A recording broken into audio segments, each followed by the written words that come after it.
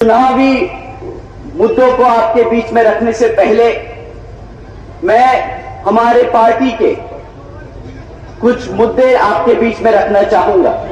अगर यहां पे हमारा समाज, हमारा परिवार हमें इजाजत दे तो, आप लोगों की सहमति है तो मैं अपनी बात आप लोगों साथियों, जैसा कि आप जानते हैं, विरोधी दल चुनावी दौर में नहीं बल्कि हर एक वक्त हमारे मूवमेंट, हमारी बहुजन समाज पार्टी को गुमराह करने के लिए, उसको तबाह करने के लिए हमारे कार्यकर्ता, हमारे युवा साथी, हमारे सभी समर्थकों को गुमराह करने के लिए साम दाम दंड भेद का इस्तेमाल करते रहते हैं। इसमें से सबसे एक बहुत जरूरी चीज मैं आप लोगों के बीच में आज रखना चाहूंगा। साथियों, दुश्मन कभी भी सामने से आके वार रखता, हमारे लोगों के बीच में ये बहरूपिये भेजते हैं और हमारे समाज के लोगों को अंदर से तोड़ने की कोशिश करते हैं। ये लोग किस रूप में आते हैं, आप लोग उन्हें कैसे पहचानेंगे, मैं आपको बताना चाहूंगा। हमारे युवा साथियों को स्पेशली आप लोग ध्यान से सुनिएगा। आप लोगों में गर्म जोश बहुत है और मुझे वो बहुत अच्छा लगता है।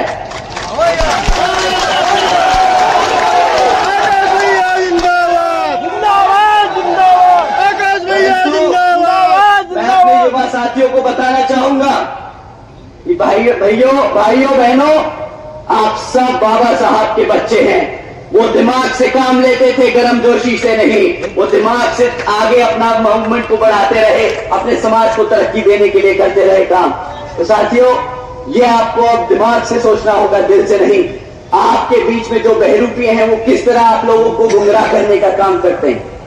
साथियों, वो बहरूपिये नीला पटका पहन के आएंगे। वो साथियों बहुजनों की बात करेंगे। साथियों, वो आपसे बहन जी की भी बात करेंगे, वो बात करेंगे बाबा साहब की, वो आपके हकों की बात करेंगे। परंतु साथियों, जब बात वोट डालने की आए, जब बात आपके साथ संघर्षों में खड़े होने की आए, तब वो आपके नहीं, आपके अपने नेता की नहीं, विरोधी पार्टियों के नेताओं की बात करेंगे। बताएंगे किस तरह कांग्रेस, बीजेपी, उनके छोड़े हुए चमचा लोग, वो किस तरह उनके नेता हैं। साथियों, आप लोगों को ऐसे लोगों से बचकर रहना होगा। और ये बहरूपिये ऊपर से लेकर नीचे तक हर स्तर पर मिलेंगे, हर मोड़ पर मिलेंगे आपको गुमराह करने के लिए। तो कभी कोई बहरूपिया आपको कार्यकर्ता के रूप में दिख जाए, कोई बहरूपिया आपको पदाधिकारी के रूप में मिल जाए, परंतु साथियों, आप इन बहरूपियों को पहचान कर इनको सतर्क ना करना, इनको कभी मत पहचानना, इन्हें कभी मत बताना कि आप इन्हें पहचान चुके हो। क्योंकि साथियों, आपको अगर आपने इनको बता दिया कि भाई तुम धोखेबाज, तुम गद्दार, जो हमारे बहुजन समाज को कमजोर करने के लिए यहां बीच में बैठे हो, तो ये साथियों सतर्क हो जाएंगे, ये अपना रूप बदल लेंगे, फिर से यहां से उठ के दूसरी जगह चले जाएंगे। तो आप लोगों को इनसे संभल कर रहना होगा। साथियों, इन्हीं कुछ मुद्दों को इन लोगों ने पिछले कुछ सालों से हमारे कार्यकर्ताओं के बीच में फैलाने का काम किया है, ऐसे ही गुमराह करने का काम किया। इसमें से एक सबसे इंपॉर्टेंट, सबसे जरूरी मुद्दा किताबों का। बहुत से नेता लोग डरते हैं बोलने में किताब, परंतु मुझे गर्व है कि मेरी पार्टी, हमारी बहुजन समाज पार्टी किसी धरना सेठ के पैसे पे नहीं, अपने कार्यकर्ता के फंड से चलती है। साथियों, आप जानते होंगे इलेक्ट्रल बॉन्ड्स के बारे में, आप लोगों ने उसकी खबरें जरूर सुनी होगी। अगर नहीं सुनी तो मैं आपको कुछ इंपॉर्टेंट, कुछ जरूरी बातें उसके बारे में बताता हूं। साथियों, पिछले 6 सालों में इन इलेक्ट्रल बॉन्ड्स के द्वारा 25 राजनीतिक दलों ने 16,500 करोड़ रुपए चंदा लिया है। 16,500 करोड़ रुपए अपने राजनीतिक दलों को चलाने के लिए, परंतु इन 25 राजनीतिक दलों में सब लोगों का नाम निकला। बीजेपी का नाम निकला, कांग्रेस का नाम निकला, हमारे समाजवादी पार्टी लोगों का नाम निकला, परंतु एक पार्टी थी जिसका नाम नहीं था।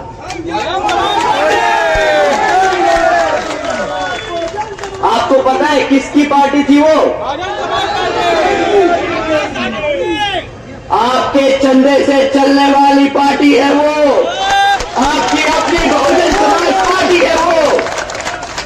साथियों, बहुजन समाज पार्टी ने कभी नहीं किसी धरना सेठ से 1 रुपया लिया, ना आज तक लिया है, ना आगे कभी लेगी। हमारे कार्यकर्ताओं के तन मन और धन से हम लड़ते आए हैं ये चुनाव, आज तक और आगे भी लड़ते रहेंगे। और मेरे को पता है हमारे लोग कभी आवाज में ही सही, पर आज मैं मन से बोलता हूं, अपने किताबों के बोझ को नहीं मानते। वो कहते हैं भैया ये किताबों का बोझ नहीं, ये किताब मेरा कर्तव्य है, क्योंकि इस किताब के बलबूते पे मेरा मूवमेंट आगे चलता है, बाबा साहब का मिशन आगे बढ़ता है, बहन जी के हम हाथ मजबूत करते हैं। तो साथियों, ये जो बहरूपिये, ये जो नीला पटका लगा के आपको भटकाने की कोशिश करते हैं, इन्हें अगली बारी सही में मुंह पे तमाचा लगा के बोलिएगा कि किताब कर्तव्य है मेरा, और तुम जैसे लोगों को हमें हमारे समाज में बीच में रहने की कोई जरूरत नहीं।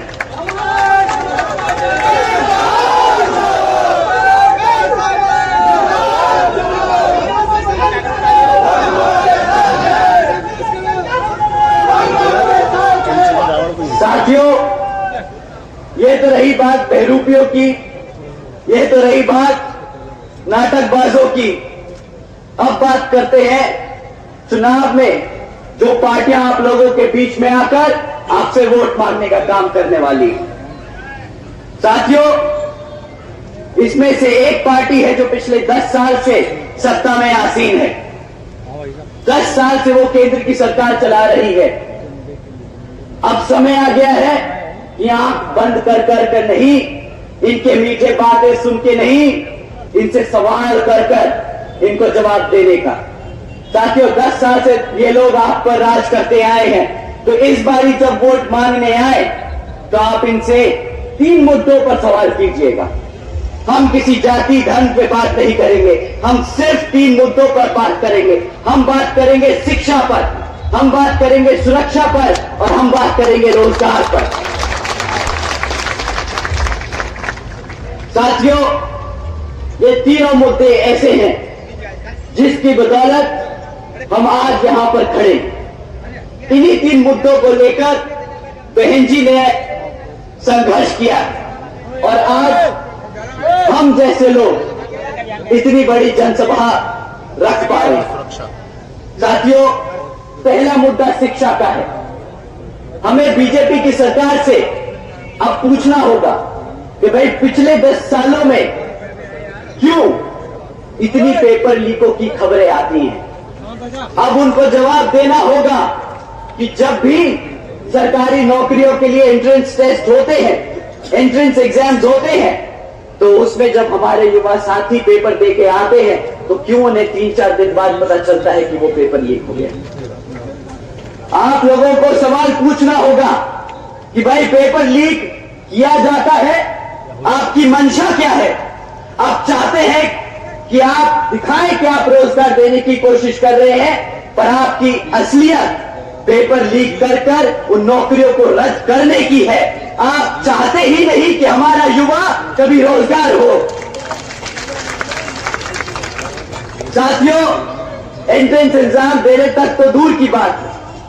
हमारे बच्चे अगर आज भी प्राइमरी और मिडिल स्कूल में पढ़ रहे हैं तो उनका इतना बुरा हाल है कि ना आधे से ज्यादा, मैं सरकारी सर्वे आपके बता रहा हूं, सरकारी सर्वे बताता है साथियों कि आज सरकारी स्कूलों में 8वीं कक्षा के बच्चे, आधे से ज्यादा 8वीं कक्षा के बच्चे गुणा भाग नहीं कर सकते। क्या ऐसे ही हम अपने बच्चों को अपने पैरों पर खड़ा कर पाएंगे? अगर हम प्लस माइनस ही नहीं कर पाएंगे तो हम कहां से कोई व्यापार करेंगे, कहां से हम रोजगार की बात करेंगे? साथियों, आज सरकार का सर्वे बोलता है कि 8वीं कक्षा के बच्चे ना गुना भाग कर सकते हैं, ना अंग्रेजी में बात कर सकते हैं, ना अंग्रेजी समझ सकते हैं। प्रधानमंत्री जी इंडिया को एक वर्ल्ड इकोनॉमी बनाने की बात करते हैं, बहुत बड़ी इकोनॉमी बनाने की बात करते हैं। प्रधानमंत्री जी मुझे लगता है अपने व्यापारी दोस्तों के लिए व्यापार करते हैं, अपने दोस्तों के लिए भारत की वर्ल्ड इकोनॉमी बनाने की बात करते हैं, क्योंकि हमारे समाज के बच्चे जो सरकारी स्कूलों में पढ़ रहे हैं वो बेचारे ना अंग्रेजी में बोल पाते हैं, ना समझ पाते हैं। तो कैसे हमारा बच्चा बढ़ते हुए भारत में व्यापार करेगा, कैसे वो रोजगार ले पाएगा? आप बोलते हो कि हम यूएस से बिजनेस करेंगे, हम यूरोप से बिजनेस करेंगे। अरे मेरा बच्चा अगर अंग्रेजी उनकी समझ नहीं पाएगा, बोल नहीं पाएगा, तो कहां से मेरे बच्चे को रोजगार मिलेगा, कहां से वो व्यापार करेगा? साथियों, ये लोग डिजिटल इंडिया की बात करते हैं। डिजिटल इंडिया के नाम पे जो मजाक किया है आपके सामने फैक्ट में रखता हूं। साथियों, सरकारी स्कूलों में 65% सरकारी स्कूलों में आज एक भी कंप्यूटर नहीं है। जब कंप्यूटर नहीं होगा तो बच्चे सीखेंगे कैसे? अगर सीखेंगे नहीं तो बनेगा कहां से डिजिटल इंडिया? कौन सा डिजिटल इंडिया की बात करते हो अगर हमारे बच्चों को कंप्यूटर चलाना नहीं आएगा? साथियों, जिन बच्चे कुछ सरकारी स्कूलों में अगर टूटा फूटा एक अगर कंप्यूटर पड़ा भी होगा तो उसमें इंटरनेट कनेक्शन नहीं होगा। अगर इंटरनेट कनेक्शन नहीं है तो बच्चा कहां से दुनियादारी के बारे में समझेगा? कहां से उसे पता चलेगा कि अमेरिका में क्या हो रहा है, जापान में क्या हो रहा है, चाइना में क्या हो रहा है? परंतु ये लोग सिर्फ मार्केटिंग करना चाहते हैं। डिजिटल इंडिया का बड़ा पोस्टर छापेंगे और पूरे भारत में घुमाएंगे, उस पे हजारों करोड़ रुपया खर्चेंगे, पर डिजिटल इंडिया की योजना के नाम पर 1 रुपया खर्चना नहीं पसंद करेंगे। साथियों, दूसरा सबसे जरूरी मुद्दा जिस पे आपको उनसे सवाल उठाने, वो है हमारे युवा साथियों के लिए रोजगार का। रोजगार के नाम पर पिछले 10 सालों में आज एक फैक्ट सामने आता है। भाई, पिछले 10 सालों के इनके काम के बाद आज हमारे यहां 3 में से 1 ग्रेजुएट युवा बेरोजगार घूम रहा है। अब अगर 3 में से 1 ग्रेजुएट बेरोजगार घूम रहा है तो मतलब 2/3 भारत के युवा साथी बेरोजगार हैं। रही बात जो लोग पढ़ लिख चुके हैं, अगर बाय चांस गलती से ये जो करप्शन बड़ी बखूबी से करते हैं, अगर गलती से नौकरी का पर्चा निकाल दे तो वहां पे क्या भीड़ भाड़ मचती है, क्या मारामारी होती है। ये एक न्यूज क्लिपिंग सुन के, न्यूज क्लिप की हेडलाइन सुन के बताता हूं। साथियों, एक न्यूज क्लिप थी जिसमें का हेडलाइन 90,000 से ज्यादा पीएचडी स्कॉलर्स, इंजीनियर्स और ग्रेजुएट्स क्लास 4 की नौकरी के लिए अप्लाई कर रहे हैं।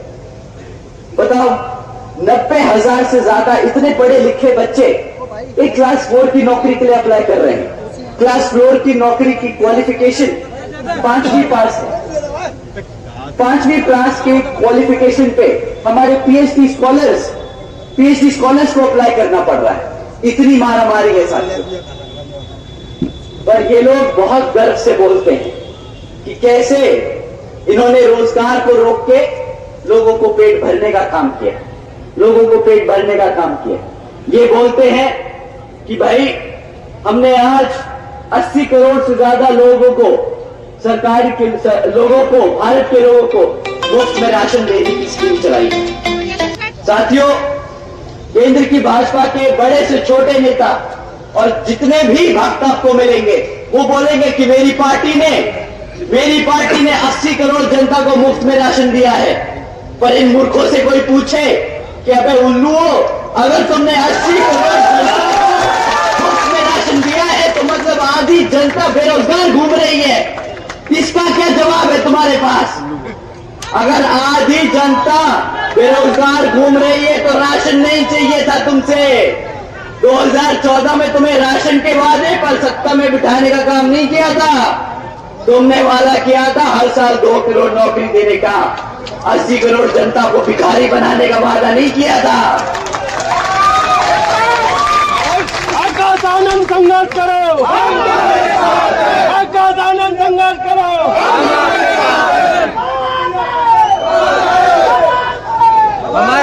हमारे बुजुर्ग यहाँ बैठे हैं, मैं आपसे पूछता हूँ सर, जब भाजपा सत्ता में आई थी 2014 में, तो उन्होंने भरोसा दिलाया था कि आपके बच्चों को रोजगार देंगे। बदले में आपको आज क्या देते हैं? 2-2,5-1,000 रुपया महीना राशन देने की बात करते हैं। अब आप बताइए, 1,000 रुपए का राशन लेने के लिए आपने वोट डाला था। मैं युवा साथियों से भी पूछता हूं, भाई तुम बताओ, तुम अपनी मेहनत करके पढ़ लिख के किसी तरह निकल जाते हो तो रोजगार के लिए बात करते हो ना। किस लिए चाहिए तुम्हें रोजगार? किस लिए चाहिए रोजगार?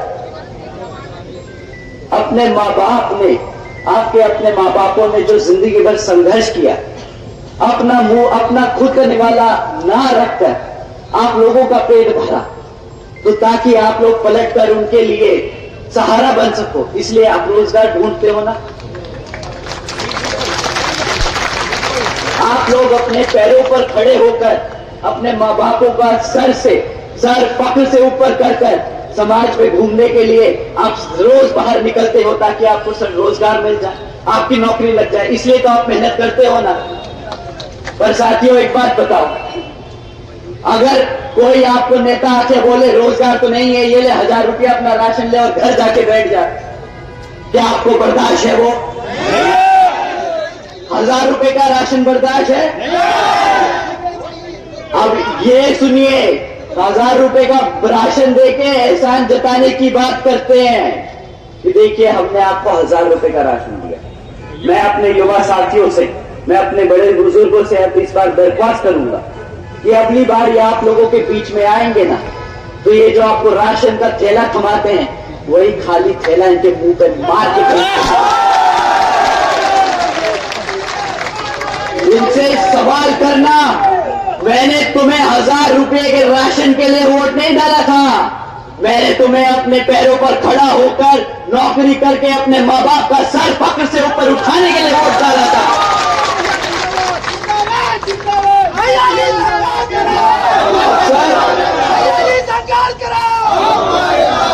और मैं अपने युवा साथियों से दूसरा सवाल करने को पूछूंगा। आप साथियों पूछिएगा इनसे कि तुमने 1,000 रुपए के हिसाब से हमें 6,000 रुपए का राशन दे दिया, मान लिया, परंतु अगर मुझे क्लास 4 की नौकरी भी मिलती तो 15 से 20,000 रुपए महीना कमाता, साल का कम से कम 2 से 2.5 लाख रुपया कमाता। तुमने मुझे बदले में क्या दिया? 2.5 लाख रुपए के बदले 6,000 रुपए का राशन, 12,000 रुपए का राशन। अबे तुम लोग क्या हमें बेवकूफ समझते हो? मेरा समाज अब उठ रहा है, बाबा साहब का समाज अब ये बर्दाश्त नहीं करेगा। ये गुजरात का मॉडल अपने को समझ नहीं आता है भाई साहब।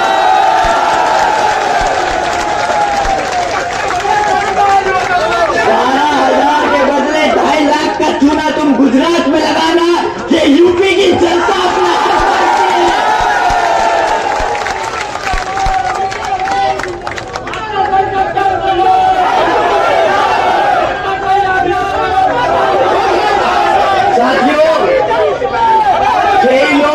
फाड़ कर सड़क पर घूम रहे थे आपके साथ बीच में। महंगाई महंगाई महंगाई, किस बात की महंगाई? तब इन्होंने गला फाड़ के बोला था 50 रुपए का पेट्रोल बहुत महंगा है, हमारा गरीब आदमी कैसे पेट्रोल इस्तेमाल करेगा? गैस सिलेंडर 400 रुपया का है, कैसे इस्तेमाल करेगा? कैसे रोटी पकाएगा? आज इनसे कोई पेट्रोल और गैस सिलेंडर पे बात कर पाता? आप ही बता दो, पेट्रोल का दाम 2014 में क्या था? 65 रुपए, 50, 60, 65, 10। आज क्या दाम है? 100 रुपए से पार है ना पेट्रोल। ये पेट्रोल पता है क्यों नहीं बात करते? ये पेट्रोल की बात पता है क्यों नहीं करते? क्योंकि वही पेट्रोल फूंक के आपके बीच में आना पड़ता है इनको। तो अगर आपने सवाल कर लिया तो इनका हिसाब किताब भी खुल जाएगा। गैस की बात नहीं करते अब ये आपसे, अब तो बोलते हैं फ्री राशन ही ले लो, गैस सिलेंडर की क्या जरूरत। साथियों, अब इन्हें 1100 रुपए का गैस सिलेंडर महंगा नहीं लग रहा है। ये जो बेवकूफ बनाने वाला काम करते हैं ना, ये जो सफेद व्हाइट वॉशिंग का काम करते हैं, ये लो फ्री में राशन, ये लो डिजिटल इंडिया, ये लो मेक इन इंडिया। भाई साहब, हमें बताओ हमारा रोजगार कहाँ है? हमें कुछ नहीं चाहिए, हम अपने पैरों पर खुद खड़े हो सकते हैं, हम मेहनत करना जानते हैं, हमें मुफ्त में राशन की जरूरत नहीं है। ये एहसान भी जताते हैं, ये पेट्रोल फूंक के आपके बीच में आएंगे, फिर एहसान जताएंगे कि देखिए हमारे प्रधानमंत्री जी ने 100 रुपए के पेट्रोल को अब 99 रुपए कर दिया है। ये नहीं बताएंगे 60 रुपए का पेट्रोल 100 रुपए कर दिया था। साथियों, ये रही बात रोजगार, शिक्षा और महंगाई की। अब बात करते हैं सुरक्षा की।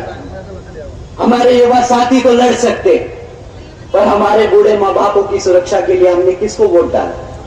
हम अपनी सरकार पे ही भरोसा कर सकते हैं कि वो हमारे माँ बापों की, हमारे बड़ों की सुरक्षा करेंगे।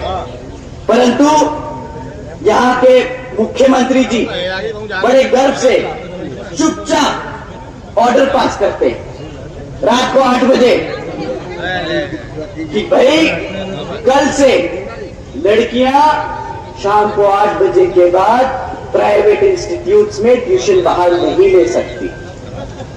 क्यों?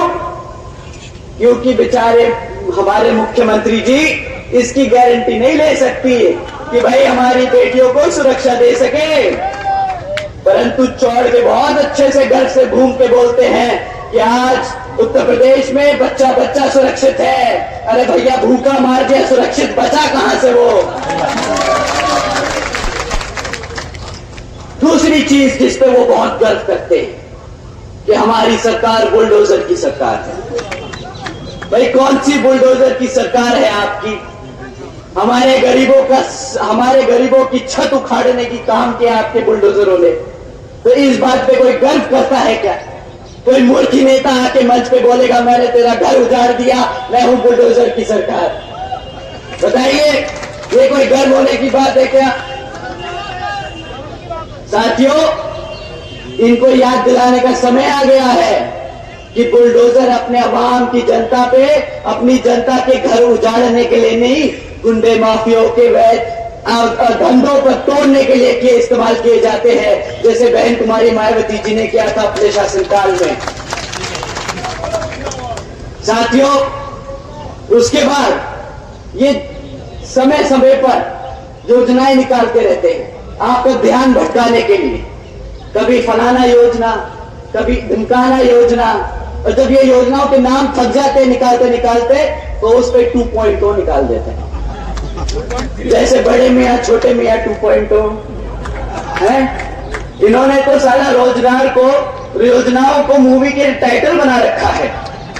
इनसे बोलिए कि भाई मुफ्त में इंटरनेट जो आपने प्राइवेट सेक्टर के द्वारा दिलवाने का काम कर रहे हैं ना, इससे हमारा पेट नहीं भर रहा, इन योजनाओं से कोई फायदा नहीं हो रहा है। इन योजनाओं से हमारा समाज समझदार है, ये सब जो नाटक कर लिया है ना, अब बस समय हो गया है, अब समय हो गया है जवाब देने का। बहुत कर ली, बहुत नाटकबाजी। अब हमें जरा बता दीजिए कि ये जो अग्निवीर योजना के तहत तुमने हमारे युवाओं के साथ बेइज्जती करने का, मजाक करने का काम किया है, तो उसका जवाब कहां है? 4 साल का रोजगार, 4 साल के रोजगार के लिए आपको 10 साल तक सत्ता में रखा क्या? बताइए साथियों। 2 करोड़ सालाना नौकरी देने का वादा किया था, दिया क्या 2 करोड़ नौकरी? साथियों, ये इनसे बड़ा देशद्रोही कोई नहीं। समझने की कोशिश कीजिएगा, इनसे बड़ा देशद्रोही नहीं। ये आपके बच्चों को पढ़ने नहीं देंगे। जब पढ़ेगा नहीं बच्चा तो कभी अपने इतिहास के बारे में नहीं जान पाएगा। जब इतिहास नहीं पता होगा तो जो सामने वाला आज बता रहा है वही मानेगा। आपको पढ़ने तो देगा नहीं, जब पढ़ोगे नहीं तो अपना इतिहास नहीं जानोगे, ना अपना रोजगार कभी ले पाओगे। ये क्या करेंगे? फिर से गुलाम बनाएंगे आपको। रिजर्वेशन खत्म करने का नया तरीका ढूंढा है इन्होंने। जब नौकरियां नहीं होगी तो रिजर्वेशन कहां से देंगे? देना ही नहीं पड़ेगा। ये दीमक की तरह काम कर रहे हैं हमारे समाज को खत्म करने के लिए। साथियों, ये बड़े बड़े पोस्टरों से चमकने की जरूरत नहीं है, हकीकत जमीन पे समझने की जरूरत है। साथियों, इनके बारे में अगर मैं और बोलता जाऊंगा तो लगता है अगला लोकसभा चुनाव आ जाएगा, पर इनकी विफलताएं नहीं खत्म होंगी। पर मैं दूसरी पार्टियों के बारे में भी आपको बताना चाहूंगा। दो तीन मुद्दे, बस, ज्यादा नहीं, क्योंकि आप यहां बहन जी के बारे में सुनने आए हैं, इनके विफलताओं के बारे में नहीं।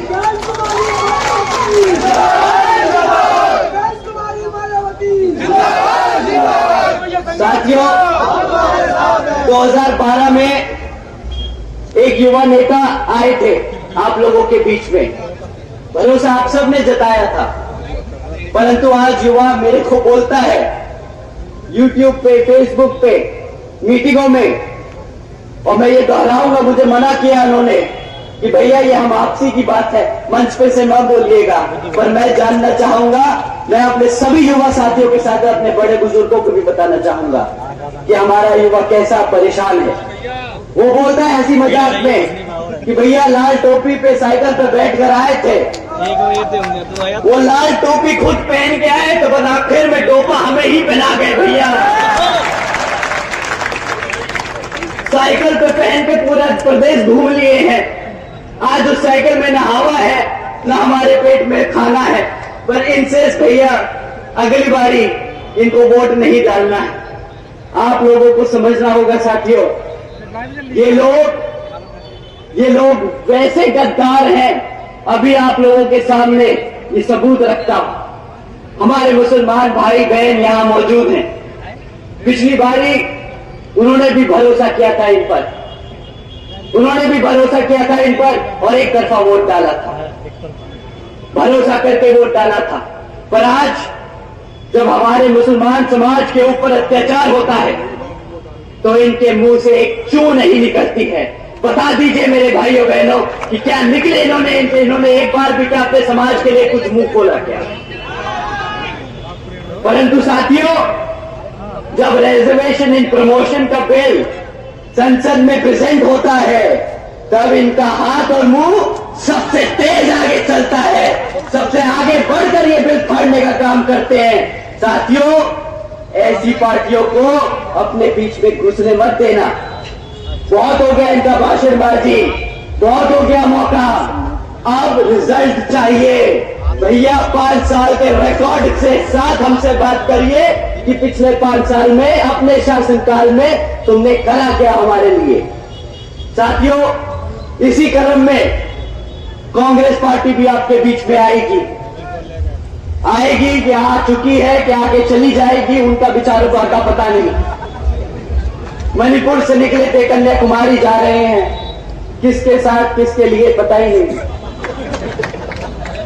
आजकल बोलते हैं भारत जोड़ो भारत जोड़ो। 60 साल दिया इस जनता ने इन्हें, 60 साल तक सत्ता में रखा, तब तो तुम लोगों ने भारत नहीं जोड़ पाए। आज जब तुम्हारी हालत इतनी खस्ता हो चुकी है तो तुम सड़क पर घूमकर भारत जोड़ो की बात करते हो। मेरा समाज भारत जोड़ो की बात नहीं करता। हमारा समाज रोजगार की बात करेगा, हमारा समाज आज की बात करेगा। बहुत हो गया, 60 साल बहुत लंबा समय होता है। अगर 60 साल में तुम ना काम कर पाए तो आज आगे भी 5 साल में नहीं कर पाओगे। हमारे बड़े बुजुर्ग बहुत अच्छे से बता के गए हैं कि बेटा, एक बार गलती हो दूसरा मौका दे दो, 2 बार गलती हो तीसरा मौका दे दो, और अगर तीसरी बार भी गलती करे तो वो गलती नहीं बेटा, धोखा है, धोखा। अब इनसे धोखा मत खाना। साथियों, अब बहन जी की बात करते हैं। हमारे आदरणीय बहन कुमारी मायावती जी ने जो काम किए हैं, मैं चाहूंगा हमारे युवा साथी ध्यान से सुने, क्योंकि ये जो काम मैं आपको अब बता रहा हूं, ये काम हम दोबारा करेंगे और इसको दुगने स्तर पे करेंगे अगर आप हमें ना चाहते। साथियों, बात करते हैं अपनी बहन बेटियों की शिक्षा, सुरक्षा और उनकी फाइनेंशियल सिक्योरिटी के लिए। साथियों, देश में पहली बार बहन जी ने एक योजना चलाई, महामाया गरीब बालिका आशीर्वाद योजना। हमारे बड़े बुजुर्गों के बारे में पता होगा। इस योजना के तहत साथियों, बहन जी ने 3,25,000 बच्चियों को उनके पैदा होने पर 1 लाख रुपए देने का काम किया। साथियों, इस योजना के तहत देश में पहली बार एक गरीब घर में पैदा हुई लड़की लखपति पैदा हुई थी। साथियों, बहन जी ने इस योजना के तहत 3,25,000 करोड़ रुपए अपनी बच्चियों को देने का काम किया है। इसे मुफ्त में राशन नहीं, इसे अपने पैरों पर खड़े होने के लिए, इसको अपने पैरों पर खड़े होने के लिए अवसर कहते हैं। साथ ही में साथियों, बहन जी ने सावित्रीबाई फुले का आशीर्वाद योजना भी चलाई थी। इसके तहत बहन जी ने अपनी बच्चियों को 12वीं तक की शिक्षा मुफ्त में देने का काम किया। 7 लाख बच्चियों को इसका लाभ हुआ। 7 लाख बच्चियों को इसका लाभ हुआ। बहन जी ने 600 करोड़ से ज्यादा की लागत अपनी बच्चियों पर खर्चने का काम किया था। और आने वाले विधानसभा, लोकसभा चुनाव में अगर आप हमारा साथ देंगे तो बहन जी इसको दुगने तिगने स्तर पर इसको बढ़ा के आगे काम करेंगे। साथियों, ये तो बात थी शिक्षा की, प्राइमरी एजुकेशन की। उसके बाद हम ग्रेजुएशन लेवल की एजुकेशन के बारे में बात करते हैं। साथियों, बहन जी ने प्रदेश के व्यावसायिक technical institutes, engineering colleges, polytechnic एवं इंडस्ट्रियल ट्रेनिंग इंस्टीट्यूट्स में हमारे अन्य पिछड़े वर्गों के छात्रों के लिए 27वीं सदी आरक्षण की व्यवस्था तय की। उन्होंने अपने पिछड़े समाज को लेकर पढ़ाई लिखाई में आगे बढ़ाने का काम किया था। आज की डेट में प्रधानमंत्री से लेके भाजपा का छोटे से छोटा नेता या भक्त आपके बीच में खड़े होकर ये नहीं बता सकता कि उसने पिछड़े समाज के लिए क्या काम किया है, कैसे उसे पढ़ाने का लिखाने का काम किया है। परंतु हमारे पास रिकॉर्ड है, हमारी नीतियां हैं, हमारे पास डेटा है बताने के लिए। साथियों, इसी क्रम में बहन जी ने खाली सीटों में आरक्षण नहीं किया था, बल्कि सरकारी कॉलेजेस के हॉस्टल्स में भी 27% आरक्षण देने का काम किया था अपने पिछड़े वर्ग के भाइयों बहनों के लिए। इसी के साथ साथ बहन जी के गवर्नेंस मॉडल के तहत चलकर बसपा की सरकार ने प्रदेश में अपने शासनकाल में 12,500 करोड़ से 12,500 करोड़ की लागत से हमारे सभी SC, ST, OBC व आदिवासी समाज के 3,50,000 से ज्यादा परिवारों को महामाया आवास योजना के तहत अपना खुद का घर देने का काम किया। बुलडोजर नहीं चलाया, इसका प्रचार नहीं किया। उन्होंने अपने परिवार को, अपने समाज को घर देने का काम किया। साथियों, नेता, एक लीडर ऐसा होता है जो अपनी आवाम के लिए परेशान हो, दिन रात अपनी आवाम के लिए सोचे, अपने समाज के लिए काम करे। वो ये काम करके दिखा चुके। और अगर आप लोग दोबारा मौका देंगे तो आने वाले लोकसभा चुनाव में अगर आप उन्हें प्रधानमंत्री बनाकर पार्लियामेंट में भेजने का काम करेंगे तो यही योजनाएं पूरे देश में लागू करने का बहन जी काम करेंगी। साथियों, यही नहीं बल्कि बहन जी की सरकार में कृषि एवं संबंधित कार्यों में मिनिमम डेली वेजेस को 55 रुपए से बढ़ाकर 100 रुपए प्रतिदिन करने का बहन जी ने काम किया था। और साथियों, पिछड़े वर्ग के लोगों की क्रीमी लेयर की वार्षिक आय को 3 लाख रुपए से बढ़ाकर 5 लाख रुपए करने का भी काम किया था। यही नहीं बल्कि अपने सरकार के दौरान बहन जी ने 90,000 से ज्यादा शिक्षकों को सरकारी नौकरी देने का काम किया। 1 लाख से अधिक सफाई कर्मचारियों को रोजगार दिया, 2 लाख से अधिक पुलिस फोर्स में भर्ती की, 6 लाख से अधिक हमारे सभी अपर कास्ट के समाज में से सभी जरूरतमंद लोगों को सरकारी नौकरी देने का काम किया। साथियों, यही नहीं, सबसे पहले जो बैकलॉग की नौकरियों को भरने का, बड़े स्तर पर भरने का काम बहन जी की सरकार में हुआ। साथियों, अब मैं आप लोगों का और ज्यादा समय ना लेते हुए मैं आपसे सिर्फ एक दरख्वास्त करता हूं कि आने वाले लोकसभा चुनाव में आप पहले तो ये बहरूपियों से संभल कर रहेंगे, दूसरा विपक्षी दल जब आपके बीच में आए तो वही जो खाली राशन आपको देके गए, वही खाली राशन का थैला उनको कमा के वापस भेजे और यहां पर